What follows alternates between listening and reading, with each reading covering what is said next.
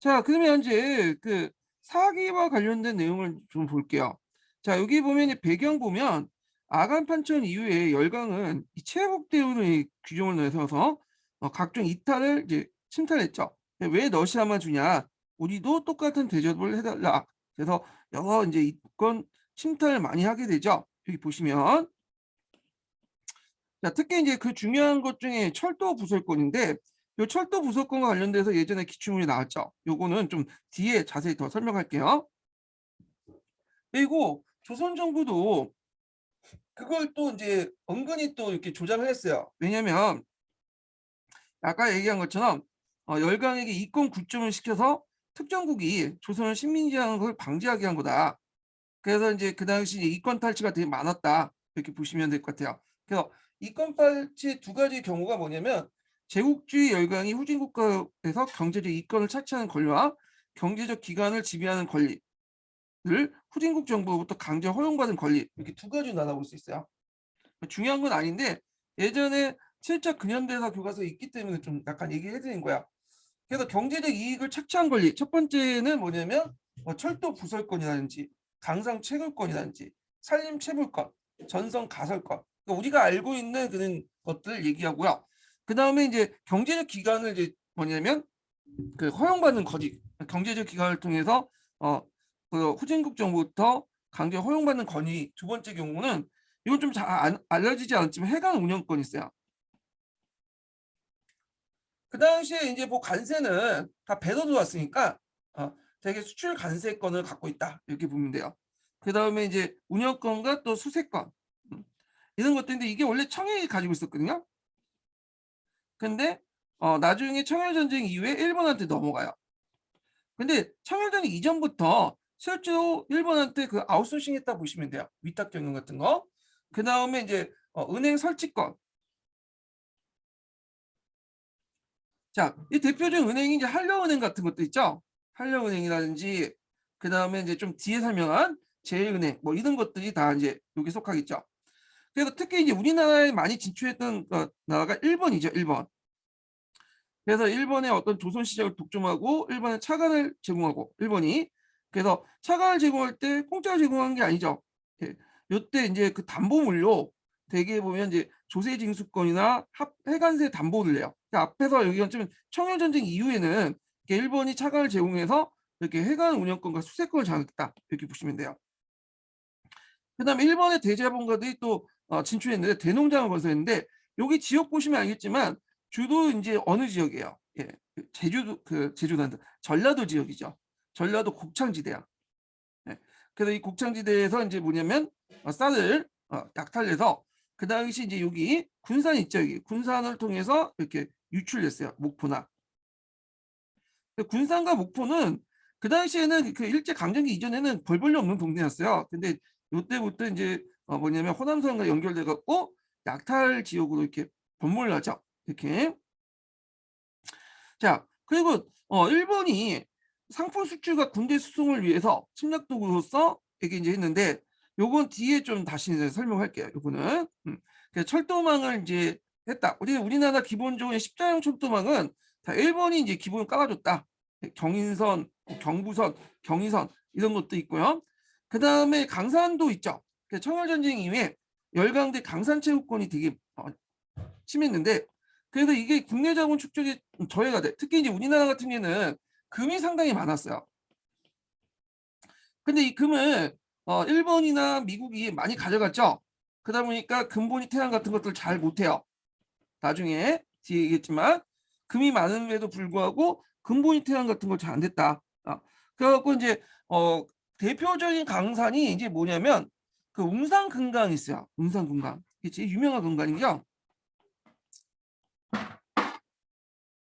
임산공간은 그 당시 평양도 웅상에 있는 근데 우리나라 최대 금강이야. 이걸 누가 가지고 있었냐면 미국이 가지고 있었어. 그래서 이제 미국이 그 당시 이제 가지고 있었는데 그 당시 이제 미국에서 그 강산을 얻을 때 이제 그 강산을 가질 때 그 주선했던 사람이 뭐냐면 알렌 공사가 있어요. 이 알렌 공사도 이제 우리나라 나쁜 일을 많이 했던 그 건데 이 사람이 이제 미국 공사관에서 의사 역할을 나중에 좀 얘기할게요. 하여튼 이 사람을 통해서 여기를 인수를 했어요. 그래서 그때 이제 허트라는 사람이 버지니아주의 동양학동 강업 주식회사를 세우고 거기를 통해서 운영을 했는데 막대한 이득을 챙겼죠. 그래서 이제 이때 그 노다지란 말이 나왔죠. 노다지. 그래서 미국인이 운상 금강에서 이제 세운 채굴 된 금덩어리를 일부 인부들이 이제 만치면 노터치라고 했나 봐요. 그래서 이 말이 노다지가 생겼다. 그래서 노다지는 그다음 금강을 얘기한다. 이때부터 하여튼 유명한 강산이었다는 거. 근데 나중에 이제 미국이 운영하다 20년대, 30년대 요게 이제 일제로 넘어가요. 이게 1915년인가? 1955년으로 이렇게 넘어갔나? 34년에 넘어간다. 중요한 건 아닌데 34년 넘어가요. 자, 그래서 운상 금강체육관이 되게 유명했다. 이렇게 있고, 그래서 러시아 같은 게 압록강, 두만강, 울릉도 산림체육관으로서 있었는데 너일 전쟁에 일본이 차지했죠. 여기 보시면 이제 산림체육관 있죠. 여기 압록강 연안에 두만강에. 이 두만강과 압록강 연안에 왜 이렇게 많냐면 여기가 산림이 많기도 해요.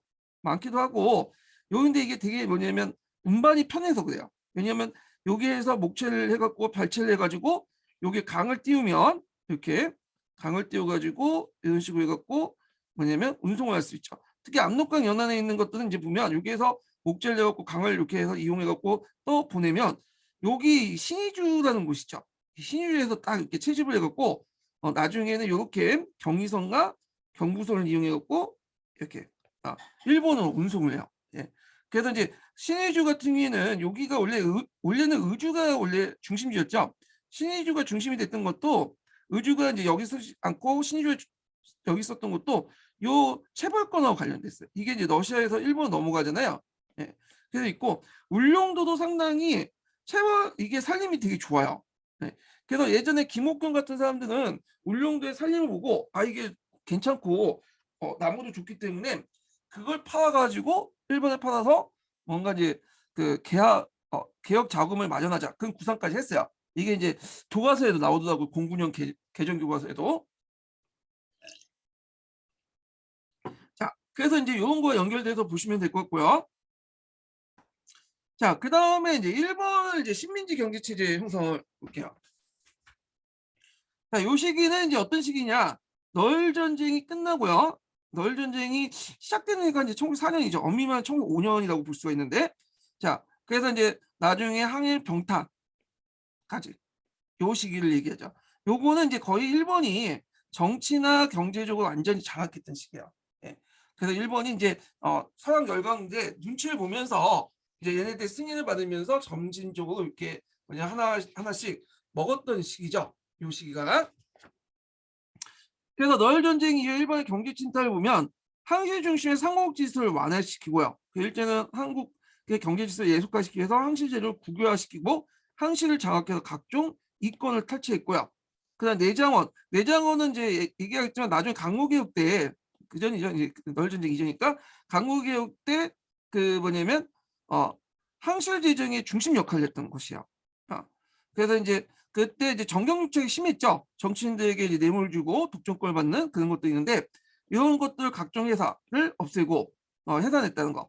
그리고 이제 요 독점권 피하고 그 대신에 그걸 누구한테 주냐? 일본인들이나 일본하고 친했던 관료들에게 일진의 회원들에게 나눠주죠. 그래서 일본 중심의 어떤 특권적 산업 질서가 재편됐다. 이렇게 보시면 되고요. 그 다음에 이제 제일 중요한 철도로 인한 교통 운송 체계 재편을 볼게요. 자, 이게 19년 기출문제 나왔고 그 다음에 20년도인가요? 20년인가? 21년인가? 19년도인가? 잘 기억이 안 나는데 그때 이제 뭐도 나왔냐면 중국사와 관련돼서 요 당시 동춘철도 관련된 문제가 나왔죠. 예, 이게 서로 연결돼 있어. 예, 한번 볼게요. 자, 일단은 우리나라 철도를 좀 보고 나서 이제 중국 철도와 연결된 걸 좀 볼게요. 일본하고. 자, 우리나라 같은 경우에는 십자형 도로가 이제 기본적으로 간선이야. 예, 간선이라는 것은 뭐냐면 이게 뿌리간자잖아요. 그러니까 중요한 철도망이에요. 그리고 나서 이 간선을 매개해서 지선이 있죠. 이런 식으로. 그래서 주요 간선들은 누가 만들었냐? 일본 애들이 만들었어. 물론 지금 이제 철로라든지 이런 것들은 다 왜냐면 이제 독립 후에 강복 후에 이제 기반을 만들어 놓은 거지만 그 줄기 있죠. 그 뭐냐면 지나가는 험로라든지 뭐 하여튼 기본 설계는 다 일본 애들이 한 거야.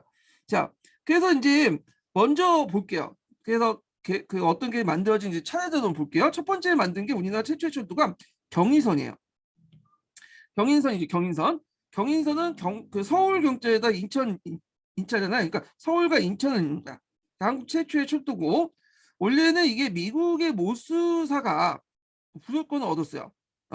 그런데 돈이 없다고 해서 이제 뭐냐면 일본인에게 넘기죠. 그 일본은 경인철도 주식회사를 만들어가지고 그 뭐냐면 개통을 시키죠. 이게 최초의 개통이야. 1900년 개통이야. 지금 경인선은 지금 뭐냐면 전철화돼서 오늘 1호선 있죠. 1호선 라인가 경인선 라인이에요. 예. 그 다음에 두 번째 이제 볼 게 뭐냐면 경부선이죠. 이 경부선하고 경인선이 약간 이제 좀 약간 비슷한 시기로 이제 그 만들어졌는데 일단 널 전쟁하고 관련된 있죠. 이 경인선하고 경부선은 두 번째 볼게요. 자, 경부선은 서울에서 부산까지 연결하는 선이죠. 그래서 1898년에 일본이 부설권을 얻었어요.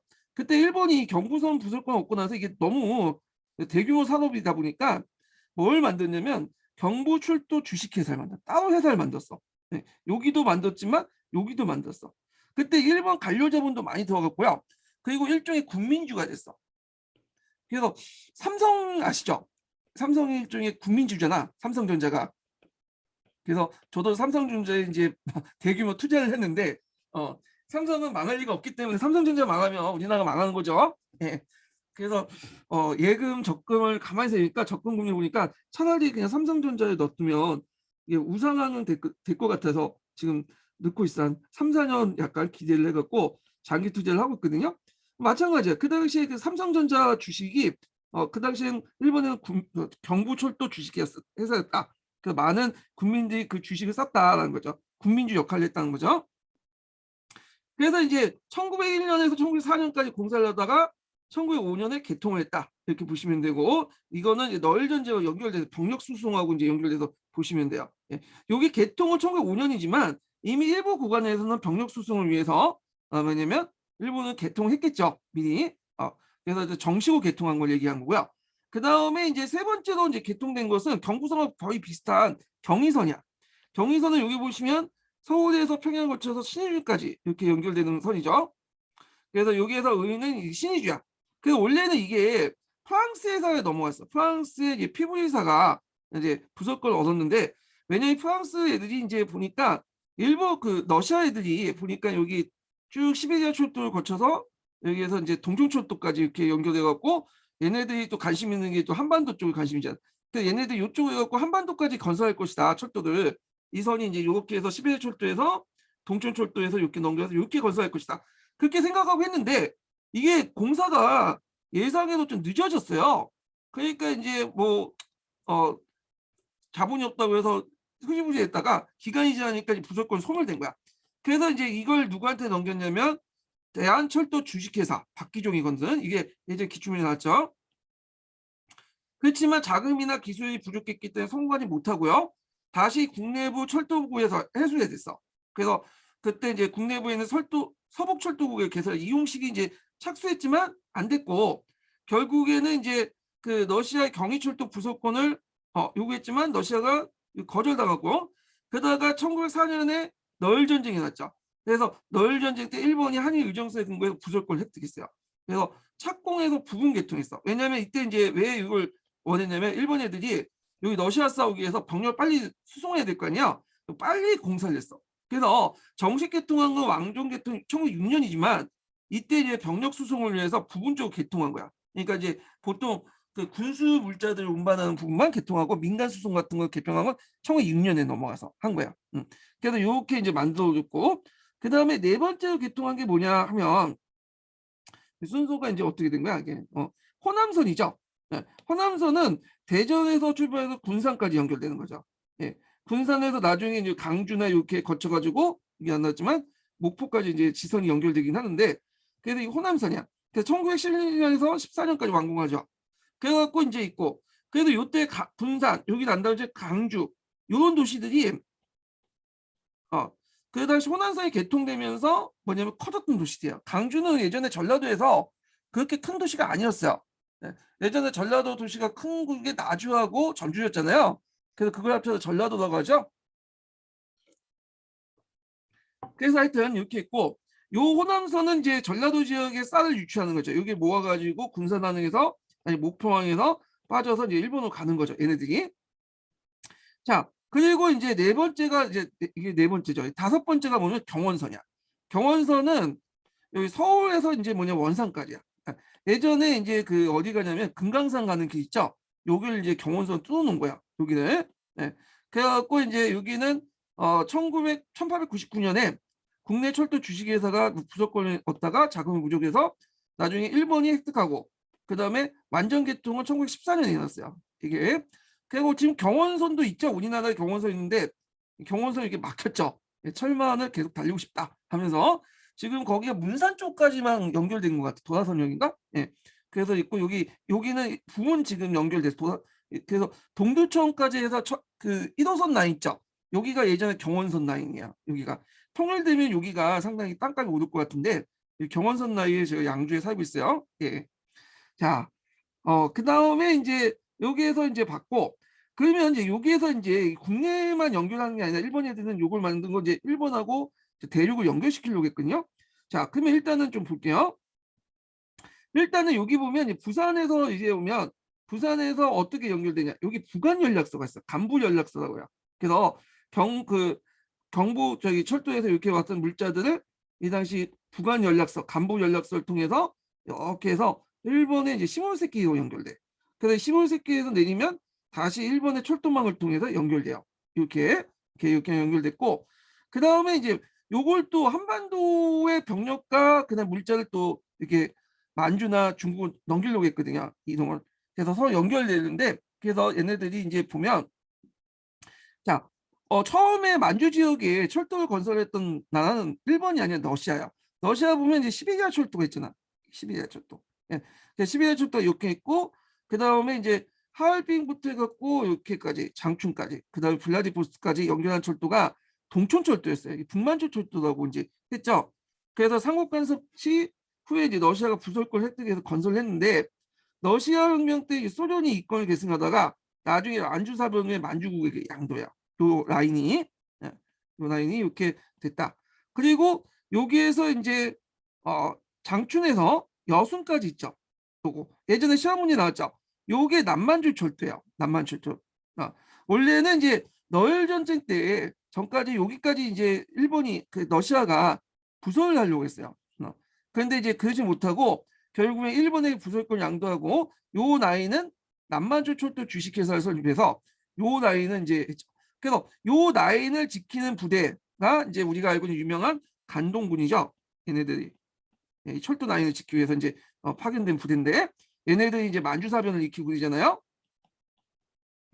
그리고 이제 여기 보면 봉천에서 여기 안동까지 연결하는 게 있어요. 그러니까 여기 남만주 철도의 지선이죠. 이걸 이제 안봉선이라고요. 안봉선. 봉천하고 안동은 그 당시 예전 단동을 안동이라고 했어요. 그래서 이게 안봉선인데 요거는 우리가 이제 알다시피 간도협하고 연결돼 있죠. 남만소 안봉선 그 뭐냐면 부설 문제로 그 당시 청나라하고 일본 간에 협상을 했죠. 그 부설권을 획득하는 대신에 청나라 간도를 가져갔죠. 요 간도 지역을 완전히 이제 청나라 넘겨준 거야. 요 라인을 넘기 위해서. 그래서 이렇게 했는데 여기에서 이제 일본의 이제 내용이 나. 뭐가 나오냐? 자, 보통 일본은 헛객이에요. 헛객은 뭐냐면 보통 이제 포준기가 있고 여기보다 좀 작은 게 헛객이거든요. 라인이. 그리고 이렇게 간기가 있어. 좀 큰 라인. 그래서 보통 일본의 국내에서는 헛객인데 왜냐면 일본은 산지가 많고 이게 이제 골목이 또 꼬물꼬물한 게 많잖아요. 그러니까 이게 헛객이 훨씬 더 유리해. 그런데 이제 문제는 우리나라도 일본하고 좀 지형이 비슷비슷한 게 많죠. 그래서 일본 입장으로 땐 여기가 헛객이면 여기도 당연히 헛객으로 만들어야 되는데 헛객으로 만들지 않고 포준기로 만들었어. 왜 포준기로 만들었냐면 중국이 포준기를 사용해요. 중국이. 그러니까 이제 얘네들 입장으로 때는 여기에서 봉천까지 해갖고 이렇게 연결하려면 포준기가 필요했거든. 중국까지 연결하려면. 그러니까 이제 요 나이는 자기들과 달리 헛개가 아니라 표준계로 만들었다. 이렇게 보시면 돼요. 참고로 요 시베리아 철도 있죠? 요렇게 시베리아 철도 요 라인은 그 뭐냐면 얘네들이 이제 러시아가 만들었잖아요. 러시아는 강계를 사용해요. 예. 그래서 아주 이게 표준계보다 더 넓어. 그래갖고 강계를 사용하는 이유도 있어요. 왜냐하면 이제 표준계나 이런 것들 사용하면 유럽하고 이제 연결돼 있죠. 그러니까 당시 이제 1차 세기, 2차 세기 때 이걸 이용해갖고 유럽에서 병력 수용을 할 때 표준계도 하면 금방금방 자기 라인을 이용할 거 아니에요. 그러니까 이제 이걸 철도를 막으려고 이걸 자기 나름대로 강계로 해갖고 라인을 바깥타야지만 할 수 있도록 이렇게 만드는 거야. 그래서 하여튼 요게 있다라는 걸 좀 기억을 해주시면 될 것 같아요. 이렇게. 그래서 요거는 이제 한번 예전에 나왔고 그다음에 중국사 관련된 기출문이 나왔죠. 동청철도. 그래서 나올 가능성이 있어. 최근에 철도 좋아하시는 그 교수님이 좀 들어가신 것 같아요. 예. 그래서 이제 요 내용들 기억을 해주시고요. 예. 그래서 이제 쭉 볼게요.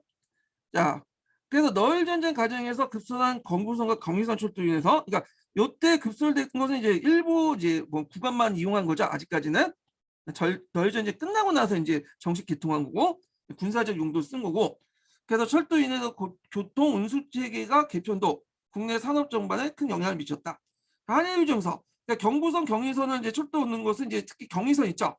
여기는 한일 유정서를 통해서 입각해가지고 토지 부지 강탈과 궁영지 및 주둔지 근처에 토지를 약탈했고 그다음 철도 노동자를 반항했다. 왜냐하면 이때 이제 노동자 임금을 저렴하고 그러니까 거의 뭐 쌍값으로 뭐냐면 동원해 갖고 이제 뭐냐 했거나 아니면 토지 수용도 거의 반강제로 뺏었죠 그냥. 예. 근데 이 땅들이 되게 보면 노동자 땅이에요. 노동 땅들이 철도가 지나가는 땅들이 예전에 어떤 길이었냐면 예전에 이제 뭐냐면 역참이 있었던 길이에요. 역참. 역참이고 이게 중요한 길인데 역참들의 그 길을 그대로 연결하는 길을 이제 철도로 만든 거야 얘네들이. 그래서 되게 보면 일본 일제 강점기 때 일본 애들은 주로 어디에 살았냐면 이렇게 이제 역 주변에 살았어요. 예. 그래서 일본인들 많이 그 사는 지역을 다섯 도시를 부로 만들었죠. 예, 부. 그래서 이제 12개 부로 만들었잖아요. 그래서 이 부는 물론 이제 조선인들의 비중이 높긴 하지만 상대적으로 올 때 일본인 비중이 되게 높은 행정구역이야. 요 지역은.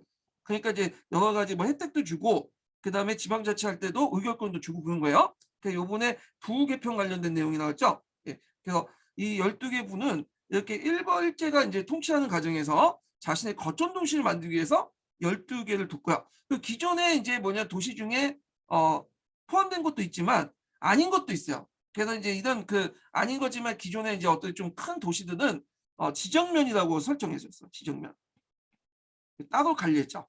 그래서 되게 이런 것도 좀 기억을 해주시면 될 것 같아요. 이건 나중에 제가 일제강점기 때 그 부체제 개편하고 관련돼서 좀 얘기를 할게요. 이 부분.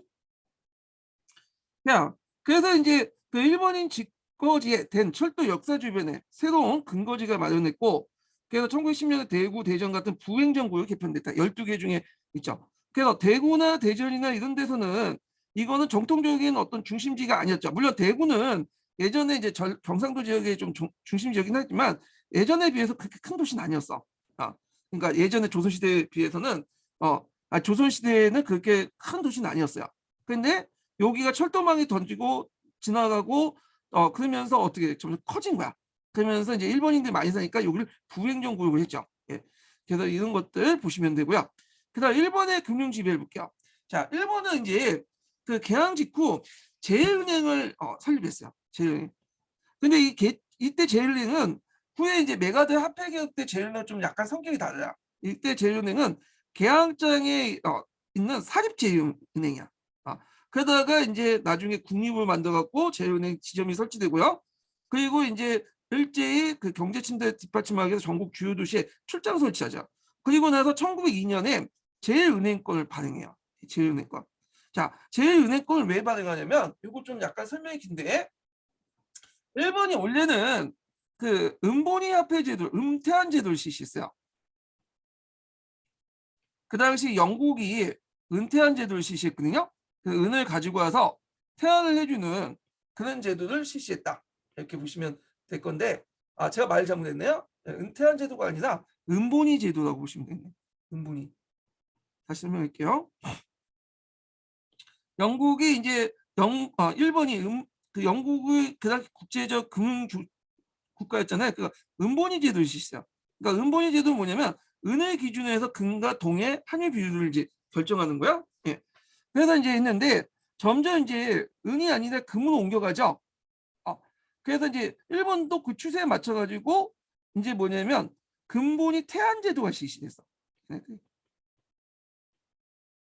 근본위 태안 제도는 뭐냐 하면 이거는 이제 뭐냐면 금을 중앙은행에 예치시켜 놓고요. 그리고 그걸 담보로 해갖고 지폐를 발행하는 거야. 태안 지폐를. 그래서 이 지폐가 이제 통용되도록 하는데 지금은 이제 태안이 중지됐죠. 이건 나중에 얘기했지만 그 당시에는 이제 뭐냐면 신용도가 그렇게 없기 때문에 지폐를 뭘 믿고 그걸 통화로 사용하겠어요. 그러니까 이제 금을 예치시켜 놓고 그렇게 해서 신용도를 부여하는 거죠. 자, 그래서 이제 있는데 그러다 보니까 이제 금이 많이 필요하죠. 그러니까 일본 애들은 우리나라 금을 약탈해 간 거고. 그래서 이걸 이제 근본위 태안을 언제 실시했냐면 그 당시 1898년에 실시했어요. 예. 근본위 태안을 그 당시 1890 잠깐만 몇 년이야? 1897년에 실시했다. 근본위 태안.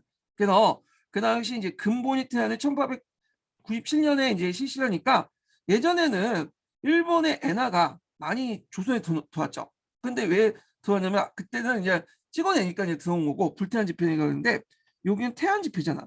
그러니까 금을 예치시켜놓고 그에 맞는 태안을 해줘야 되잖아. 그러니까 이제 일본에서 발행할 수 있는 지폐가 한정돼 있는 거죠. 그러니까 국내에서도 지폐가 지금 부족한데 그 조선까지 가서 그 뭐냐 지폐를 유포하기는 좀 힘들겠죠. 그래갖고 그 당시 조선에서 일본 엔화가 안 들어오게 돼요. 그러니까 이제 대신 사용할 수 있는 지표가 필요하죠. 그래가지고 그때 이제 뭐냐면 앞에서 국립제일은행에서 발행한 제일은행권이 유통됐다는 거죠. 그게 널리 이제 유통되는 계기가 됐던 게 너일 전쟁인데 너일 전쟁 때 이제 뭐냐 군포도 많이 활용했어요. 일본 애들도 이제 문명 국가이기 때문에 보는 눈이 있잖아요.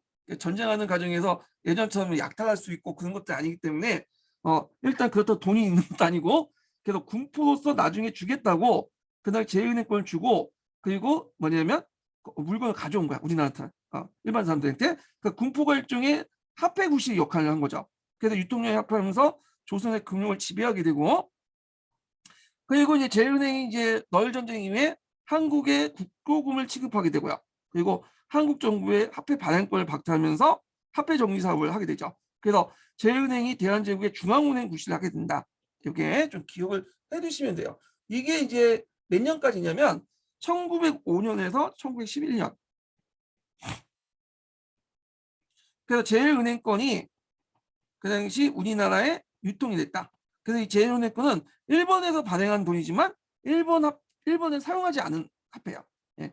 그래서 이게 1911년까지 하다가 나중에 이제 뭐냐면 중앙은행이 조선은행으로 바뀌어요.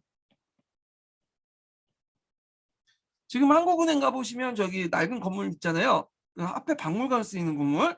그게 예전에 조선은행 자리였거든요. 그러니까 1911년부터는 여기 11년 이후부터는 이게 이제 모여사의 조선은행권으로 바뀌어. 예. 그래서 그 가도기 때 이제 사용했던 것이 제일은행권이다. 이렇게 보시면 되고 화폐 정리 사업도 요 제일은행권을 바탕으로 한 거야. 제일은행권. 예. 자, 그러면 이제 화폐 정리 산업을 하죠. 화폐 정리 산업. 그리고 재정 정리 산업이라고 하죠. 예전에 한번 또 그 용어 정확히 기억하는데 이거 용어 좀 기억을 해주세요. 우리가 보통 화폐 정리 사업만 좀 정확히 기억하는데 재정 정리 사업을 해요. 네. 자, 이걸 주도했던 사람이 메가다라는 사람이죠. 메가다. 자, 이 메가다는 제1차 한인혁명 때 그때 보통 이제 뭐냐면 재정 고문이 왔던 고문이 왔죠. 재정 고문으로 왔던 사람이야. 그때 고문을 이제 파견할 수 있었잖아요. 그래서 메가더나 스티븐스나 그때 그런 사람들이 왔는데 자, 그 화폐 정리 사업을 좀 볼게요. 이게 이제 예전에 기출 문제 2번 나왔죠. 나오는 잘 나올 앞으로 계속 나올 것 같아요. 이 부분은 자 목적은 한국의 화폐를 정리해서 일본이 금융을 일본의 금융이 한국을 지배할 목적. 왜냐하면 사업을 지배하려면 그 사업을 움직이는 돈줄 핏줄인 돈을 지배해야겠죠. 금융을. 아, 그리고 대한제국의 재정과 유통 체계를 장악 시도해서 식민지 경영 형태로 개편하기 위한 거다. 그래서 일단은 화폐 조례를 반포해요. 화폐 조례. 그래서 이제 있는데 그 방법이 예전에 기출문제 나왔던 거죠. 그래서 이제 보면 그 당시 전환국을 폐지하죠. 전환국을 폐지하고 화폐 발행권을 누가 갖게 되냐면 이제 일본의 제일은행권이 갖게 돼요. 전환국을 폐지하고 그 다음에 백동화를 폐지하죠. 예. 백동화가 이제 이게 되게 많이 많은데 이게 뒤에 좀 얘기하겠지만 백동화가 상당히 그때 가치가 떨어졌어요. 아, 원래는 백동화가 보조화폐로 사용했는데 실제로 이 백동화가 주로 많이 사용하죠. 원래 은이 이제 뭐냐면 주화폐고 백동화는 은전을 이제 보조하기 위한 보조화폐였는데 백동화가 떨어져. 백동화가 많이 사용하게. 그런데 이게 백동화 너무 많이 발행하니까 문제가 됐던 거야. 그래서 원래 이제 신식화폐의 조례가 있어요. 신식화폐 발행 장정이라는 게 있거든요. 1차 가보교육 때. 그래서 이제 은하의 보조화폐로서 사용했던 백동화를 사용했는데 이게 점점 뭐냐면 표면 가치보다 실제 가치가 많이 떨어져. 이 백동화가 니켈로 만드는데 니켈 함량이 많이 떨어지는 백동화를 많이 만들어요. 근데 우리나라 정부에서도 많이 찍어내고 그 다음에 일본에서도 그 뭐냐면 이걸 가지고 와서 동전 만드는 기계를 가지고 갖고 백동화를 많이 찍어내죠. 위조품을 위조지폐를 많이 위조화를 많이 찍어내. 자, 그래서 이제 이걸 폐지시키고요. 그 다음에 또 요 개혁을 하려면 이게 뭐냐면 이제 제일은행인데 제일은행에 금을 예치시켜야 되거든요. 금태환을 시키려면 그럼 금을 예치시키려면 금이 많이 필요하죠. 그 금을 예치시키면 돈이 필요하잖아. 그 돈을 어디에서 꾸게 하냐면 일본 정부가 조선 정부에 빌려주는 형식으로 주게 돼. 지네들 목적에 따라서 이제 하는 건데 이게 이제 무슨 거꾸로 된 거죠 지금. 그래서 우리나라 정부가 하는 형식으로 해갖고 금을 뭐냐면 일본 정부가 꺼주면 다시 제일은행에 배치된 금을 뭐냐면 이렇게 예치시키는 거예요. 일본이 금을 꺼주면 그 우리나라에서 그걸 가지고 와서 제일은행에 예치시키고 내가다가 그걸 가지고 이제 화폐 개혁을 하는 거야. 예. 그래서 차관을 제공했다. 대한제국이 관세를 담보로 일본의 은행 차관을 도입했고 이걸 가지고 이제 금을 예치시켜 놓죠. 한국 화폐를 근본에 따라 백동화, 엽전을 일본 제일은행권과 교환하는데 그래서 이제 백동화와 엽전을 정리해서 제일은행권을 본위 화폐로 삼았다. 근데 백동화 같은 경우에는 갑을 병을 구분해서 했어요. 그래서 갑은 좀 니켈 함량이 좀 높은 거야. 그래서 이건 1대1로 좀 교환해주고 을은 0.5대1로 교환해줘. 그리고 병은 이게 가치가 없으니까 이거는 폐지시켜. 근데 이제 한국인들이 병종을 많이 갖고 있었거든요. 이미 이제 사전 정보를 알고 있었던 그 뭐냐면 일본인들은 갑하고 을을 특히 갑종을 많이 갖고 있었어요. 그러니까 한국인들이 큰 손해를 뭐냐면 입었고 근데 엽전은 제대로 교환이 안 됐어. 왜냐하면 엽전은 바꿔서 얻은 이득하고 그냥 팔아서 얻는 이득이 더 뭐냐면 그 중에 팔아서 얻는 이득이 더 많았어요. 예. 이 말은 뭐냐면 엽전을 교환하는 것보다는 엽전을 녹여서 동으로 만들어가지고 구리로 만들어서 갖다 팔 경우에 더 이득이 되기 때문에 실질적으로는 녹여서 외국에 수출했다. 이거는 일본의 의도와 잘 되지 않았죠. 지금도 그렇죠. 뭐 우리 앞에 10원짜리 그런 것들 보면 그게 그 동전 주조 비용이 50원일걸요? 그래서 표면 가치보다 실제 가치가 더 높아요. 그 녹여가지고 그걸 장식품 이용한다든지 그 녹여서 뭐 이런 걸 물건 만들어서 갖다 팔면 더 돈을 벌거든요. 그래서 이거 뭐 함부로 훼손해서 안 된다 해갖고 법을 금지시켜 놓고 있죠.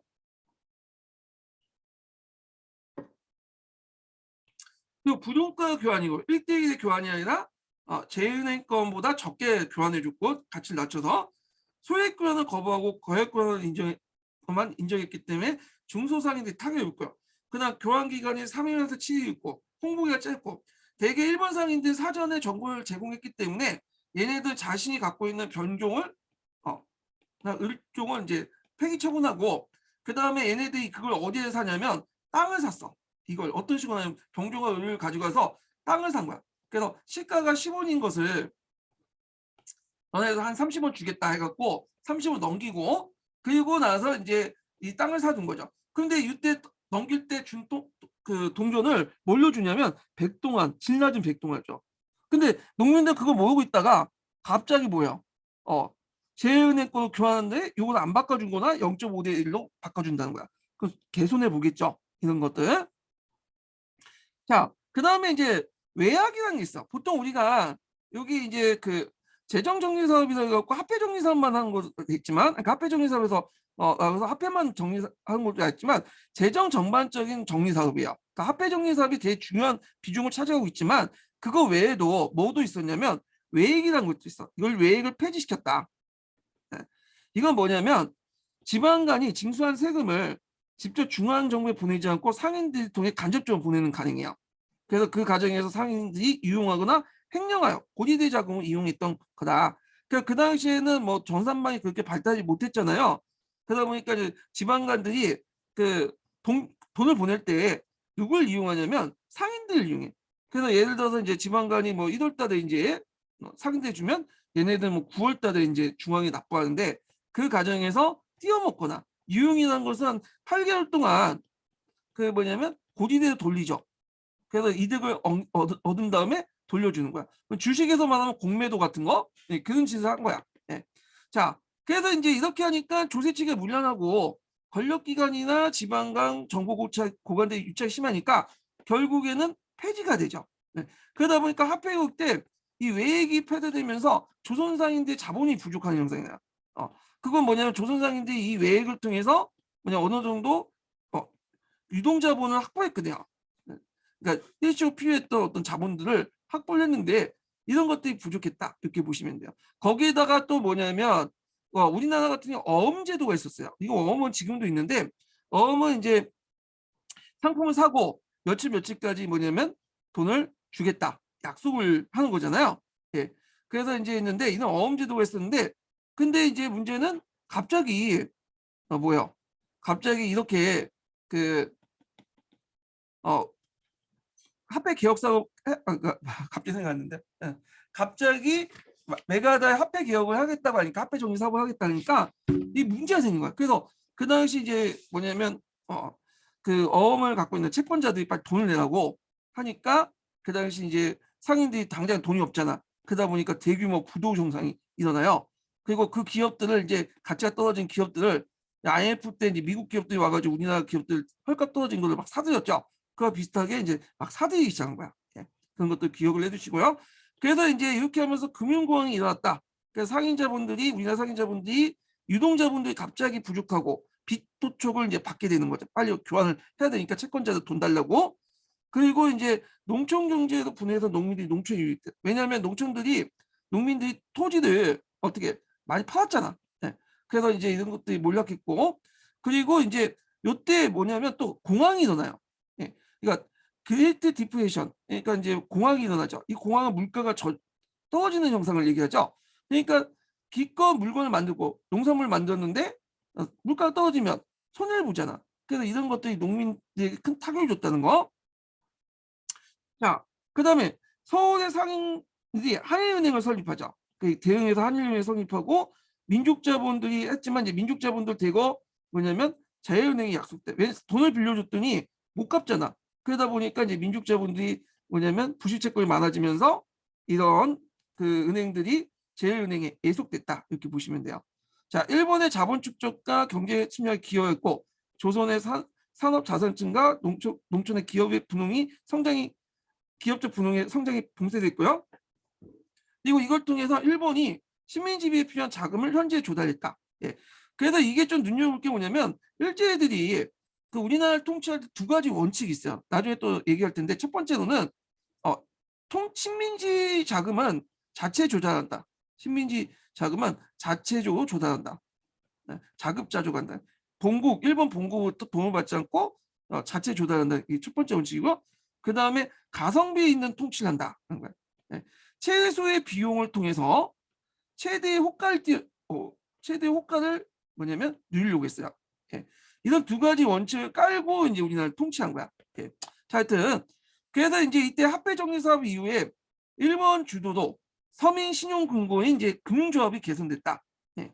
이거 그래서 일본도 보니까 너무 이제 공황이 일어나고 농민들도 몰락하면 좀 안 좋죠. 왜냐면 이제 지배할 대상들인데 안정화시킬 필요가 있잖아요.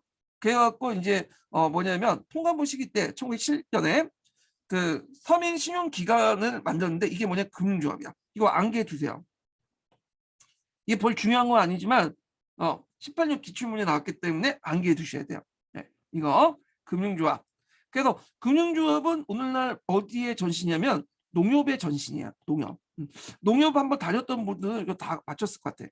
예, 여기 농협의 역사 해갖고 뭐 금융조합 해갖고 쭉 나오거든요. 예.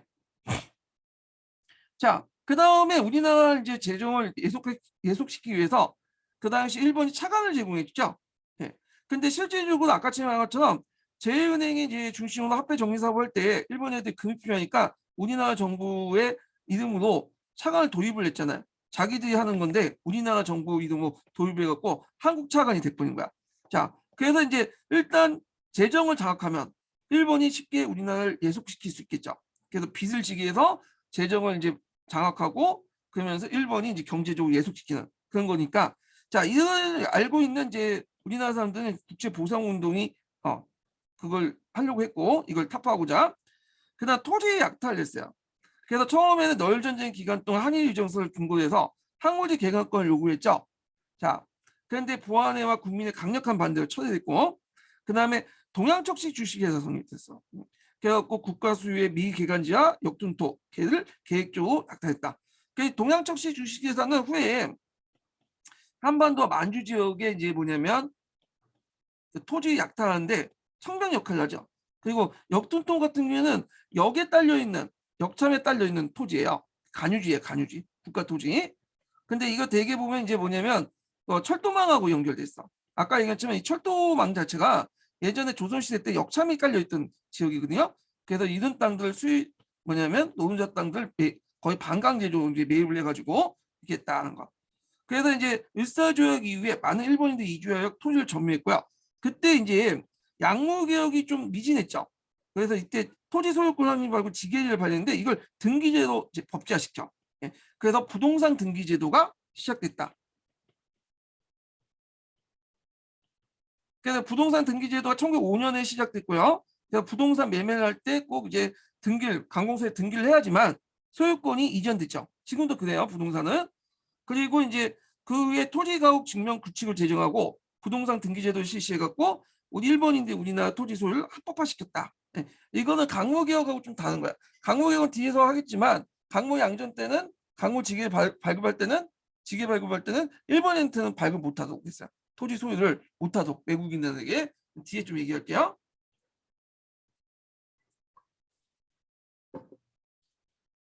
자, 그 다음에 이제 경제적 진출을 원하기 위해서 이제 농공은행을 설치하고, 그 다음에 한국강업법을 만들고, 그 다음 산림령을 만들었어. 산림령은 일제시대 때 산림령도 만드는데, 이때도 만들었어요. 예. 그래서 이제 이때 이제 두만강, 압록강 유역에 산림자원이 일본에 넘어갔고요. 그 후에 또 이제 뭐냐면 산림령이 있죠. 이게 일제시대 때 만든 거죠. 요거에 이제 뭐냐면 연장판이라고 보시면 돼요. 네. 요걸 또 산림령이라고 하시는 것도 있고 초칭이 그래요. 그때 하여튼 대한제국 시기 때 한번 만든 게 있어요. 요게 요쪽으로 연결된다. 이렇게 일제시대 때 만든 걸로. 이게 13년도 기출문이 나왔어요. 요거 연결시켜서 보시면 될 것 같아요. 네. 두 번째 인증번호 알려드릴게요. 두 번째 인증번호는 26번이에요. 두 번째 인증번호 26번입니다. 자, 그러면 이제 경제적 구국운동을 볼게요. 경제적 구국운동 앞에서 얘기한 것처럼 그 5개가 있죠.